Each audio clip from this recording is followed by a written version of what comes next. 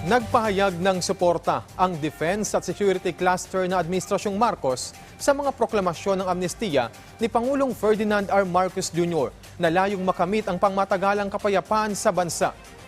Ang National Security Council, Department of National Defense o DND, Presidential Peace Advisor Carlito Galvez, National Amnesty Commission, AFP, Joint Regional Task Force to End Local Communist Armed Conflict for Western Visayas, at ang gobyerno ng Bangsamoro ay nagpahayag ng kanilang suporta para sa inisyatibo ng amnestiya.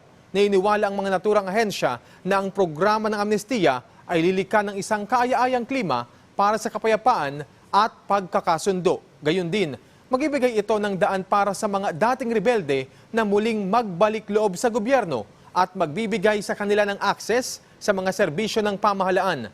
Ang mga entity na ito ay nakatuon sa paggawa tungo sa kagalingan, pagkakaisa at kapayapaan sa bansa.